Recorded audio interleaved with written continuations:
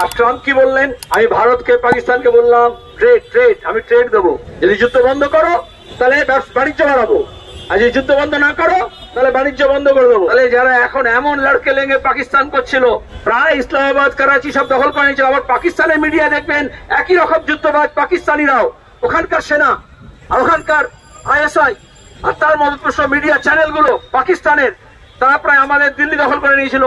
Mirror image. তাহলে আমি যদি সন্ত্রাসবাদের বিরুদ্ধে হই, যে কোনো সন্ত্রাসের বিরুদ্ধে, যে কোনো ম্যানিফেস্টেশন হবে সন্ত্রাস, কারণ সেটা মানবতার বিরুদ্ধে, কুৎসিত বিভৎসা, তার বিরুদ্ধে হতে হবে। আর যারা এখানে আমাদের মুখ্যমন্ত্রী বলে দিলেন ওয়ার অন টেরর, এটা ওয়ার অন টেরর ছিল।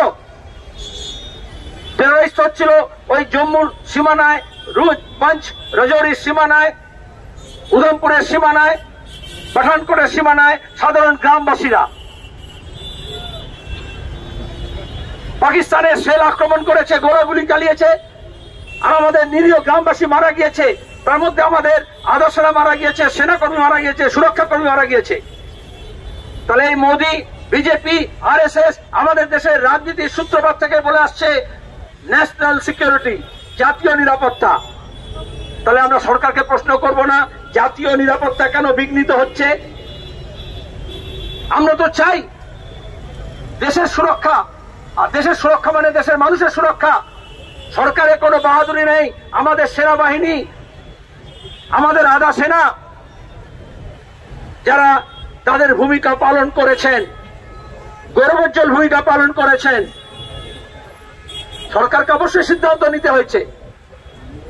তাহলে সরকার ওই প্রিসিশন নিয়ে মেজার্ড, যাতে আমরা ওখানকার সেনা, ওদের ঘাঁটি যেটা আছে সন্ত্রাসবাদীদের, তাতে আক্রমণ করব, এই সিদ্ধান্ত সরকার নিয়েছে।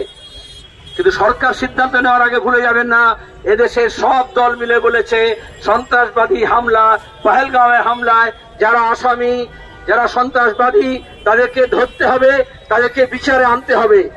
এই প্রশ্ন থাকবে না, সব সময় থাকবে। আমরা কখনোই চাইনি দাঙ্গার সুযোগে, সন্ত্রাসের সুযোগে, যুদ্ধের সুযোগে নিরীহ সাধারণ মানুষ তার জীবন সংশয় হোক। কারণ রাজা রাজা যুদ্ধ হয়, উলু খাগড়ার প্রাণ যায়। তাহলে আমরা যারা সাধারণ মানুষকে নিয়ে কারবার, খেটে খাওয়া মানুষের যারা আম্বানি শেয়ার দেখছি না, তাদেরকে আমাদের শান্তির কথা বলতে হয়। আর এখন দাঁড়িয়ে আমাদের দেশের বিদেশ নীতি সংকটে পড়েছে।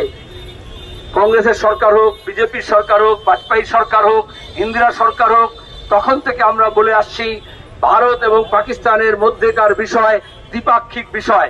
এজন্য সিমলা চুক্তির এটাই ভিত্তি। সিমলা চুক্তি হিমাচল প্রদেশের সিমলায় হয়েছিল, তৃতীয় কোনো দেশে হয়নি। আজকে দাঁড়িয়ে পাকিস্তান সব সময় চাইছিল সিমলা চুক্তি থেকে বেরিয়ে আসবো। পাকিস্তান সব সময় চাইছিল কাশ্মীর সমস্যাটা যাতে আন্তর্জাতিক সমস্যা হিসেবে গণ্য হয়। পাকিস্তান সব সময় চাইছিল যাতে তার মুরব্বী আমেরিকাকে এখানে ডেকে আনা হয়। আমরা প্রথম থেকে বলেছি কোনো থার্ড আম্পায়ার দরকার নেই। কিন্তু মোদী সরকার 2014 থেকে এসছে, কি বলেছে? আমরা পাকিস্তানের সঙ্গে কোনো আলোচনা করব না। তাহলে এখন DPMO লেভেলে তো আলোচনা হলো, তাহলে director general DGMO, director general of military operations, দুই দেশের তো তারা আলোচনা করলেন। তাহলে দুই বিদেশ সচিব আলোচনা করতে পারেন, তাহলে দুই বিদেশ মন্ত্রী আলোচনা করতে পারেন, দুই রাষ্ট্রপ্রধান আলোচনা করতে পারেন। তার জন্য কেন কোনো তৃতীয় মুরব্বীর দরকার হবে?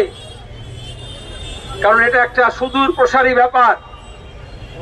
আমরা চাই আমাদের এখানে শান্তি থাক, আমরা চাই উপমহাদেশে শান্তি থাক, আমরা চাই আমাদের উপমহাদেশে সাম্রাজ্যবাদী হস্তক্ষেপ যাতে বন্ধ হয়। আমরা পশ্চিম এশিয়া থেকে অভিজ্ঞতা থেকে বুঝেছি সন্ত্রাসবাদকে ব্যবহার করে সাম্রাজ্যবাদ, আমরা আফগানিস্তানের ইতিহাস জানি, এই সন্ত্রাসবাদের মূল কোথায়। আর সেখান থেকে দাঁড়িয়ে তারা এই দক্ষিণ এশিয়াকেও তারা ওই পশ্চিম এশিয়ার মতো ওয়ার থিয়েটার করতে চায়। আমরা পশ্চিম এশিয়ার মতো আমাদের দক্ষিণ এশিয়াকে এই থিয়েটারে পরিণত করতে দেব না, এই শপথ আমাদের নিতে হবে।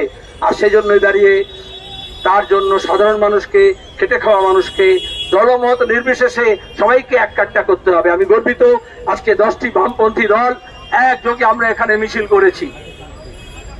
কালকে কিছু মানুষ মিছিল করতে গিয়েছিলেন তার উপর আক্রমণ করেছে ঘৃণ্য কলকাতার বুকে, কখনো ভাবা যায় পশ্চিমবঙ্গের বুকে, এই এখান থেকে কয়েক মিটার দূরে, তাহলে অধিকার থাকবে না?